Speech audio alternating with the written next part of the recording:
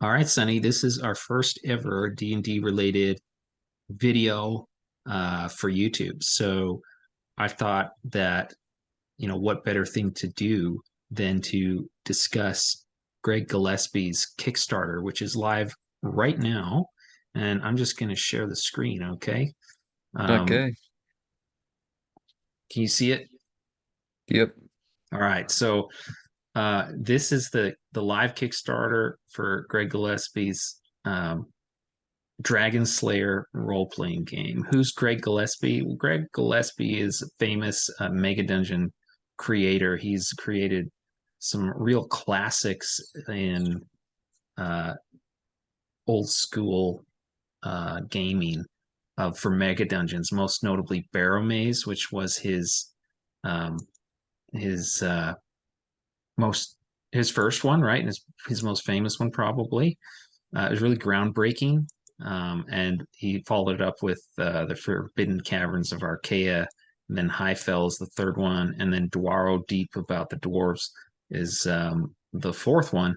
And so he he's very well thought of, very highly regarded because the quality of his products are phenomenal. Like he pays very close attention to um, great details that will make the game fun, engaging, easy to follow, and the art is always awesome. So it's very, very engaging. Now, that so just supreme quality of his mega dungeons and the fact that he's such a cool guy. We have met him. You remember that, Sonny? Yeah, I At remember. North, yeah, at North Texas RPG Con. Super nice guy. Um, Fun to be around. Really, really friendly. Um, and Yeah, so we know that the quality of his products are top notch. And so we haven't seen the final product of Dragon Slayer. Of course, it's in development right now, but it is gonna be awesome. We know that is gonna be awesome. So, what is Dragon Slayer? What makes it different from other role-playing games out there? Because we know that the market is absolutely saturated with uh, D&D like games. So, I thought that we would go through the Kickstarter and answer that question for anybody who might be, um, you know, not aware of this for one thing, but also asking that same question. Why do we need another game? How is this game different? I've got Castles and Crusades, or I've got old school essentials, which I do have actually. I have old school essentials and I'm super invested in that. I really love BX. You know that, Sonny. And Yeah. we're going to be playing old school essentials for sure. So why bother with Dragon Slayer? Well, uh, going off of the strength of Greg Gillespie's past products, for one, but let's also take a look at see why he's doing another a game on the market, right? So first of all, what is it? So Dragon Slayer, it's a classic fantasy role playing game inspired by the intersection of Moldvay Basic and First Edition. So what he's talking about there is um, it's based on Moldvay Basic, but it also has so BX gaming, right? That's the engine as he calls it. Um, the First Edition elements is the icing on the cake, right? To kind of round everything out to make it um, more fun and exciting. So there's a lot of wonder and awesome features that are part of uh, first edition and that aren't there for basic. Like some of that is the all the stuff about demons and devils and everything. It's conspicuously absent from BX, right? So if you want to have that kind of stuff in your campaign, you can't really do it with just basic D&D going just by the basic rules. So he pulls in a lot of that interesting stuff from first edition, but like filters out all the, noise and crud that is from first edition. So, I mean, I've had the first edition books since I've been a kid, and they've always seemed super intimidating to me. I've always looked at them and just thought of them as totally impossible to like actually uh, make coherent sense of them. Maybe now as an adult, if I really tried and went back and tried to use it to run a game, I'd be fine. But there would be tons of rules that would have to ignore, and like, I'd have to get familiar enough with all of it to know like which ones I should just kind of disregard and which ones I shouldn't. So who wants to have to go to that work? Who wants to really have to do that? You would much rather have something that's going to be, it's going to have the sleek gameplay that you would expect from BX, which is what Greg's offering here, plus all the cool stuff that you would want to keep from first edition, which is what he's doing. So, any comments from you, Sonny? Um, well, from what I've know from meeting Gillespie, uh, this is probably going to be a good game. And I can see it's almost tripled its goal, which is very impressive. It's only Yeah, 500 backers. yeah. I mean, it was funded in 24 hours. So it's already a smashing success. And no, it's not like a Shadow Dark level success. But it is a successful Kickstarter, and I think that interest in this is going to just grow. And I would like to try to energize people about this because I want to get the word out for Greg, because I know this is going to be really awesome. So I think we're going to see this number climb, and it's going to it's going to be a blast, a total blast. So, Absolutely. well, let's take a look down here. So why do we need another rule set? Why? Why should we think about getting another one? Hey, I've got old school essentials. I've got the advanced fantasy old school essentials. That's isn't that basically the same thing that you've been talking about? Well, let's take a look and see what Greg says about that. So he says that's a fair question. Uh, he says, first, I refuse to continue publishing mega dungeons and adventures while being beholden to other people or rule sets. And so, what he's talking about here is how he was really kind of let down by the Labyrinth Lord guy, Dan Proctor. So, I mean, Labyrinth Lord back in the day was a huge smash success of a game, and everybody was playing Labyrinth Lord who wanted to play basic D&D, right? This was back in like the early days of the OSR. And so people were gravitating to it, but then he just kind of, it's almost like, I don't know if he got busy or something in life, and he just kind of anyway, Labyrinth Lord just petered out, and now it's there's nothing going on with it. It's not well supported or anything. It's just died. There is like a second edition of Labyrinth Lord coming out, but um you know since Labyrinth Lord has come out, we've already had, old school essentials, kind of take the market by storm in that space, and done things even better than what Labyrinth Lord was doing. And it's completely faithful to the old game. So like people don't have to feel like they're not playing BX, right? They have like the faithful thing to the rules if they're playing classic fantasy OSE. But um anyway, so that's a little bit of why he's he doesn't want to have his game beholden to others, right? So he wants to be able to just have his own thing, but at the same time, like his mega dungeons, they are still compatible with all these old school games. Like you could totally run them if you are playing first edition, or you know BX or Beck Me or whatever. You could totally run his mega dungeons. Um, and then he says, second, I've always wanted to codify my home game. So He says, those of you who have played my Mega Dungeons know I never wrote for Moldvay Basics strictly.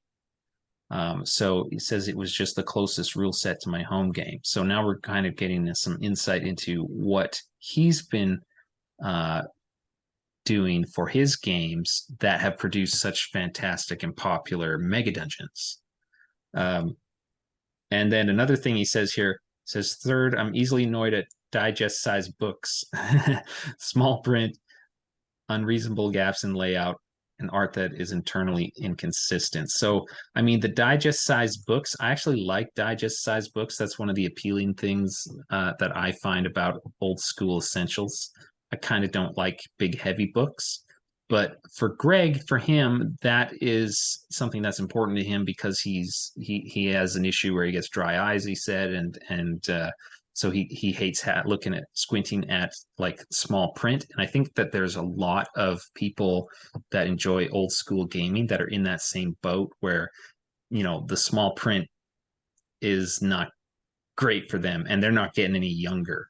So I do think that this is probably a good move. Plus, like the quality of the mega dungeons, they're so gorgeous in their large size of book that you don't feel like, oh man, I gotta lug this thing around. You just kind of want to cherish it, and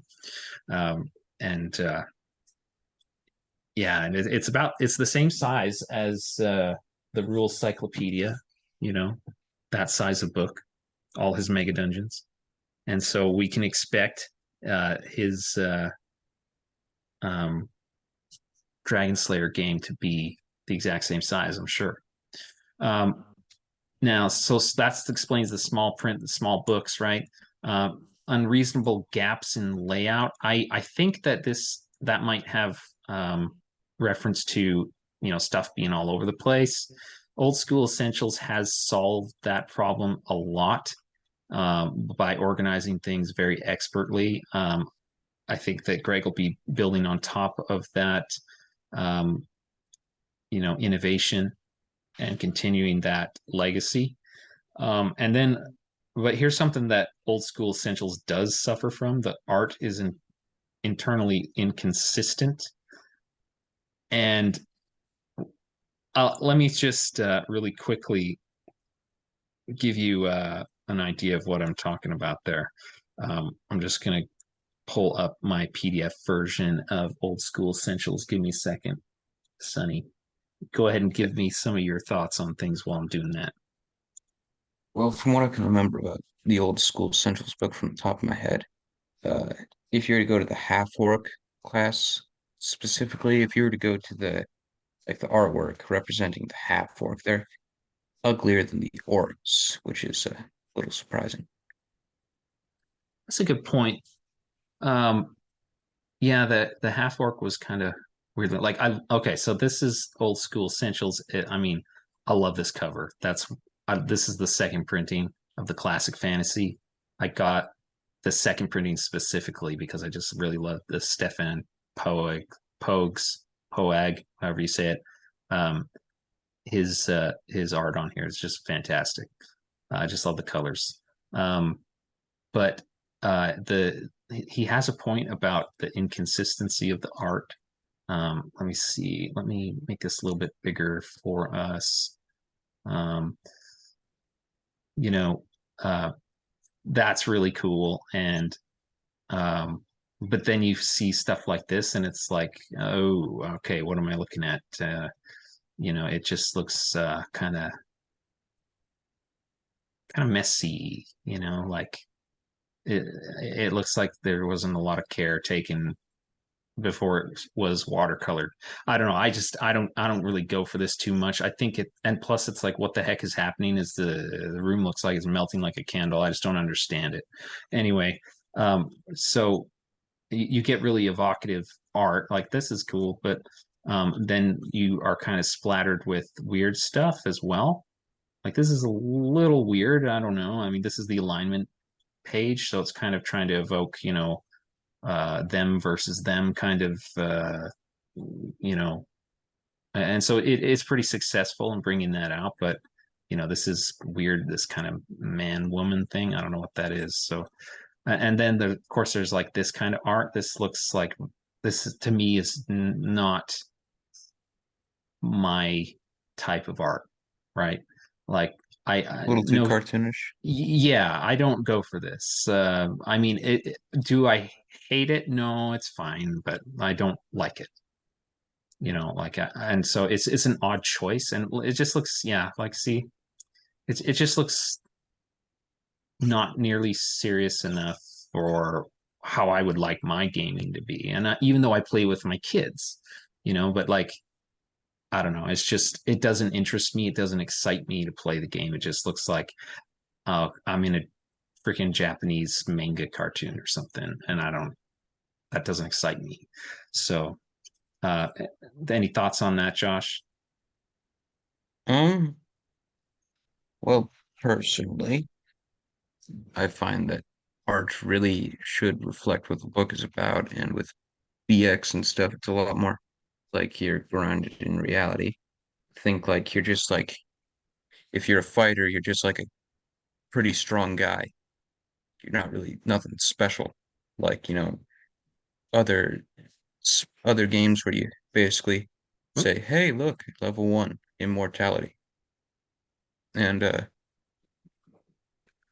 art style really should reflect the tone of the game. So stuff like there's really good art for all the classes, but like art sprinkled around in the book kind of gives you a mixture of different flavors that you didn't really expect, which can be Yeah, quite confusing to a first reader. yeah, that's right. Um, like this is an interesting picture, but I don't know what the heck it is. And this one is kind of cool, but it's like very different from the other art that we saw. So there's no real consistency within the book, right? This is great. I love to see this kind of thing. Like this is awesome, you know. But it's not all like that. So what Greg is offering, and we know that art is huge thing when you're buying an RPG because, in fact, if we're being honest, that is a reason a lot of people will buy an RPG. Oftentimes, is the art in the book and on the cover.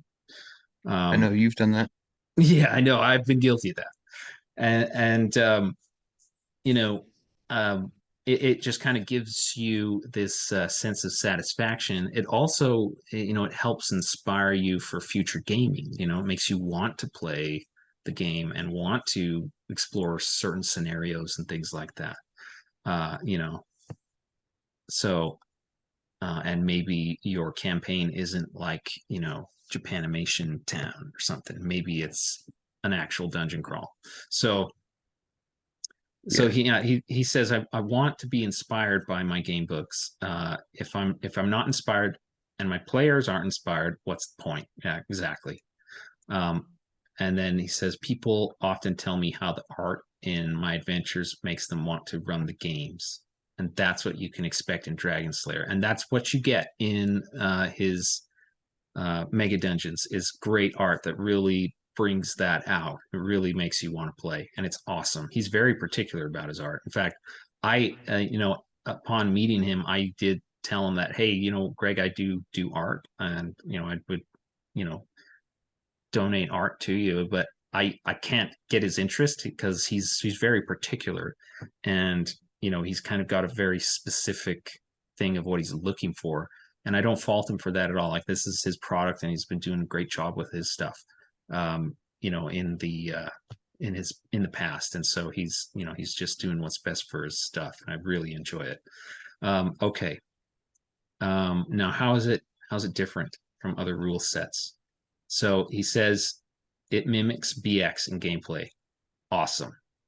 That's exactly what you want because, like he says, Moldvay Basic is a finely tuned machine. It is. It is an excellent system. Um, and he says it's the best, most internally consistent edition ever created. It's also lots of fun. However, um, Gary Gygax's Siren Song of First Edition still echoes in our heads, and the races, the classes, magic items, monsters, and spells drip with texture and flavor for fantasy campaigns. So these are the two things that he's merging together, bringing home. Now, Josh, what are your thoughts on race as class? Because I actually like race as class in BX, in that basic D&D, um, and I do think I now prefer it over separating race and class like in AD&D, even though I didn't think that way for a long time. I thought that race as class was a fatal flaw of the game and it was dumb. But the more I got to know about it, the more I really liked it. Now I don't know if Greg is offering race as class. Uh, I think it might all be separate, but if it's separate, that's cool. I mean, I can appreciate that. But what are your thoughts on it, bud? Personally, I always thought that the choice between race as class or race and class separated is really what excites me the most because it gives you a slight bit more customization to, you know, character, especially one that, you know, maybe you're playing a bit more of like a high stakes campaign.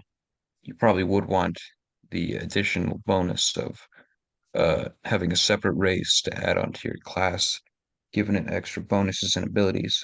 Or maybe you just want to be cool and have, your gnome mage just kind of like stand on the fighter's shoulder casting fireball at the Oracord or something. Mm-hmm. Yeah.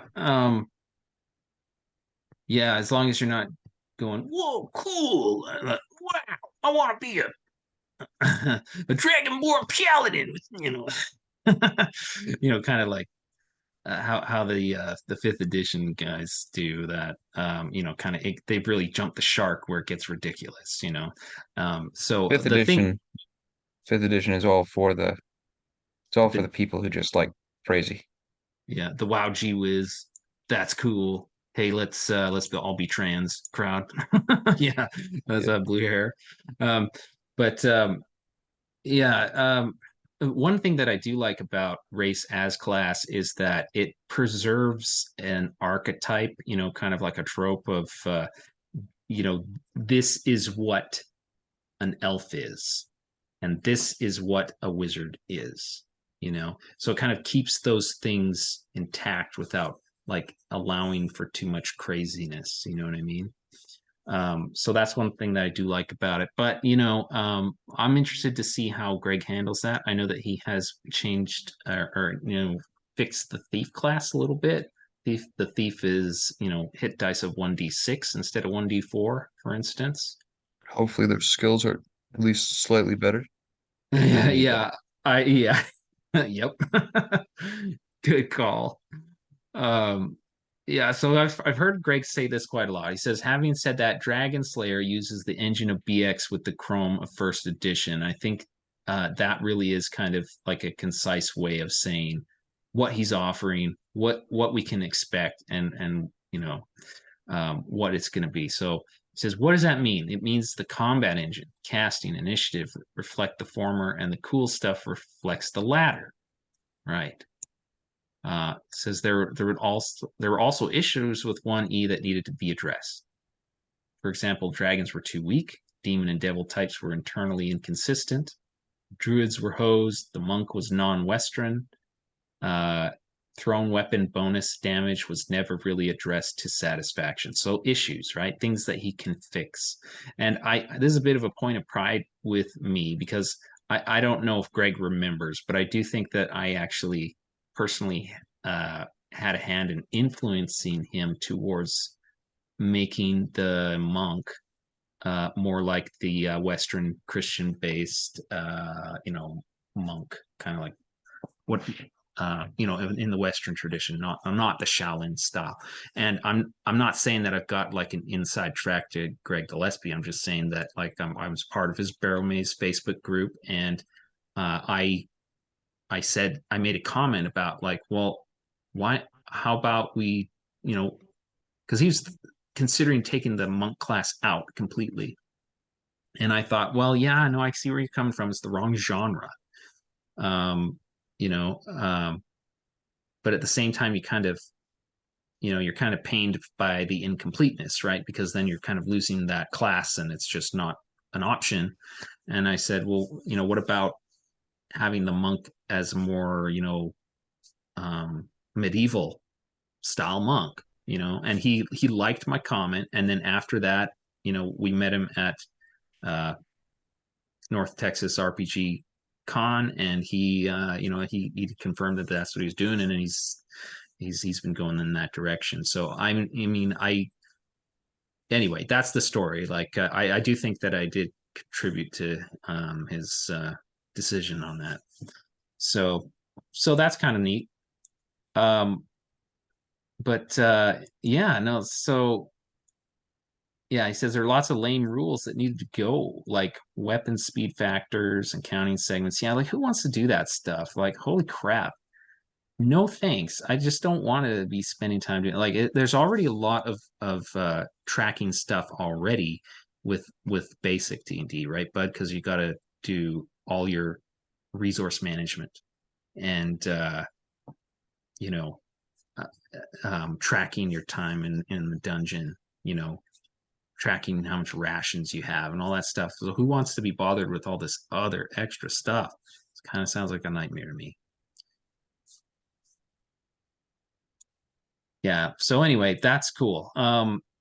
Now he says art and aesthetics. So here we get a glimpse at this marvelous painting by Jeff Easley, and it is awesome. And this is going to be the Yeah, cover art. It looks great. What are your that's thoughts, definitely bud? eye-catching. Yeah, it looks cool. And this Yeah, is kind of gives you the sense of like adventure, and this is what Dragonslayer is about. You know, so it is really nice, great art. And yeah, and he's got an old school artist to do the cover, and he just knocked it out of the park. So that's really awesome. Um, so that's kind of an example. And let's see. He says, yeah, and Dragon Slayer, like it is compatible with um, old school gaming, right? So you can play Dragon Slayer with old modules and stuff just fine. And of course, with the mega dungeons, which were already compatible with old school games. So there's just a lot to like about this, a lot to be excited for. And take a look at this, the sneak peek at the art, the kind of stuff that we can expect. So here's some art from Ken and James, which Greg Gillespie utilizes a lot in his books. So, any thoughts on this guy, Sonny? saw him and I immediately thought, looks like a guy from Ghost Adventures. Little scene, you know? And there's Some little guy you could, cutaways where they show like the ghost and they do scary noise. yeah, some guy you don't want manifesting in your house. Exactly. Yeah, total bad guy. It's Um, Asmodeus. Asmodeus, yeah, and then here's got Horn Guy, Gurion, Horn Snake Gurion. Man, Gurion. You got Friendly Creepy neighborhood Spider. spider. Yeah, exactly. Yeah, guy better watch out. And look at those fangs. He's dead meat. Oh yeah, That's that's scary, man. Looks awesome. Can that's you like the imagine? one that's the one Brings it to thing life. out of everything you would not want to see. Yeah, I mean that would be horrific. Just incredibly horrific. And you don't see these kind of pictures in like 5e books.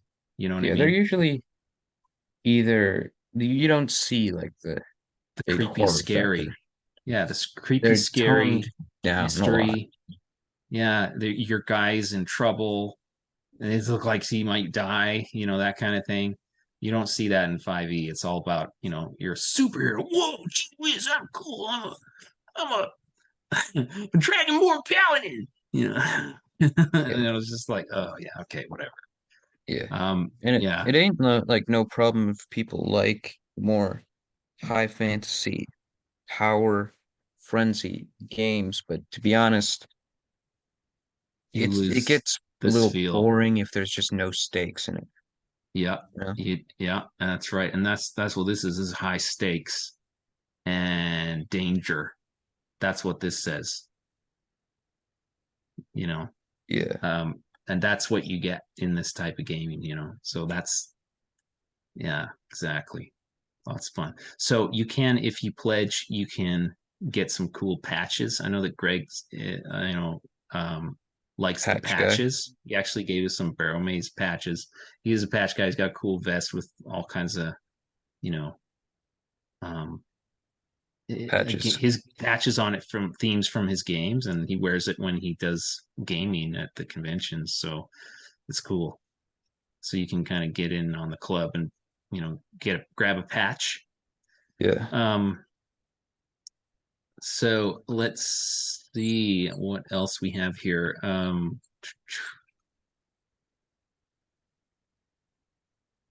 Let's see. There's an FAQ. There's some rewards. Let's see what we got for rewards. Yeah, Dragonslayer, Mega Dungeons. So this is what I backed it at because I don't have High Fell yet. So what I'm getting is Dragonslayer rulebook in print and PDF plus a Mega Dungeon, which is going to be High Fell, right? Because I have all the others. And then I'll have my collection complete. It's gonna look awesome on my bookshelf. You'll Um, have all six Infinity Stones. yeah, yeah, that's right, exactly. But there's other you can do a small one, 35 bucks, and get the PDF, and you're good to go.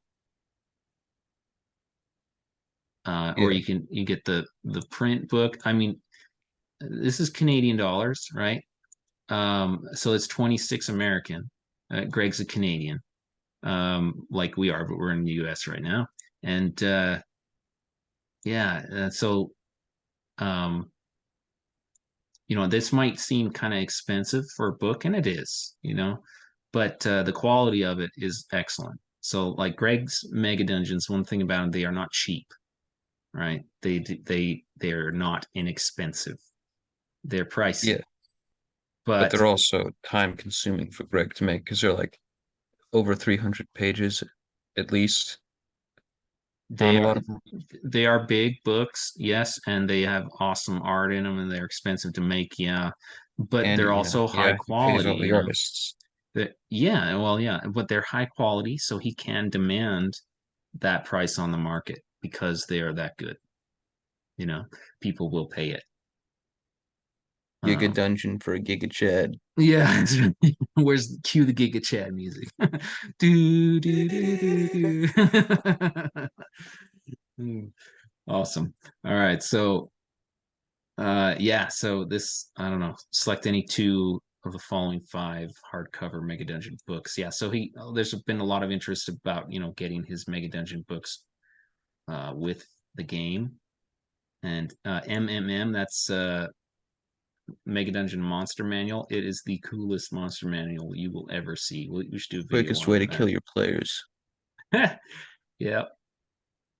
All right, let's take a look at the FAQ real quick. Okay, I guess there aren't any. Whatever, that's fine. But there's updates. All right, so yeah, she's just talking about how it is. I think he's showing some art in this one. So if we open this up and take a look, yeah, look at that. That looks like a stone giant, I think. Yep, stone giant. That looks awesome, doesn't it? Yeah, that looks really cool. Like it makes you feel like you're opening that first edition monster manual, but it looks so much better than what was in the first edition monster manual uh Yeah, for Stone Giant. Do you remember?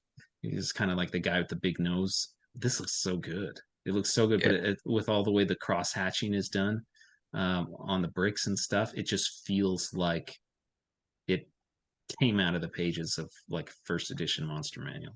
And it's got its own personality to go with it. Yes. And then looks like a storm, no, frost giant. Yeah, that looks really cool. Yeah. And they look big too. Yeah, yeah. Wonder I what he like the made this perspective leather. of it where like the main perspective of it, it's like you're looking at their ankles, their knees. Right. Yeah, that's how you would want to draw a giant to give that impression of height, is like you're down here looking up, basically, and it's kind of subtle here, but it kind of gives you, and also something in the background that can give you the impression of height, um, that is helpful as well. So let's see, yeah, just some people's comments on the spectacular art that you see here. Let's see, let's go back to the other updates. Oh yeah, the patches, which are really awesome. RPG update. I think that was just basically, hey, we made it. We're a success. Awesome. 156 comments. We're not going to go through those. One thing that you should probably be aware of, there is another Dragonslayer RPG that's live right now or going live soon. It's spelled the same way, but it is not Greg's. Yeah, I think it's this one. Remove the hyphen. Was that? You remove the hyphen from it. That's like the only thing different. Well, there's no hyphen in this one. Um, so, Dragon Slayer roll dash playing game. oh, really? Oh, okay. So I'm just going to duplicate my tab here and then I'm going to look that other one up. Dragon Slayer. The other one does not look very cool. I'm sorry. I mean, it's just, it I kind of looked into it a little bit online and it seemed a lot more kind of like 5e type of gaming style. I do hope they consider changing their name or something just to kind of avoid confusion. But yeah, not my cup of tea, this one. So uh, I won't be backing that. But this one, 100% already backed it. So that comes out of your college fund, Sonny. So good luck. Didn't know I had Good one. luck in the future. Yeah, that's true. You don't. You do it yourself like I did. But I love you. All right. If only I had money to put away for you kids to go to college. But anyhow, um, yeah, well, it looks really good, you guys. This is going to be amazing. So, um, back this product. This is going to be fantastic. You will not regret it. This is going to be awesome. So that's my It's a take on this, and I'm literally looking forward to it. Sunny? it's a book that's worth enough for you to just buy it solely so that you can take out the art in it and hang it up in your room above your bed. Yeah, yeah, it's cool. It's super awesome. All right. Well, that is it, you guys. So thanks very much for tuning in. If you did, I don't know if anyone's going to watch this, but thank you for doing so if you did. And hopefully we'll come up with some new stuff in the future. So take care. Thank you.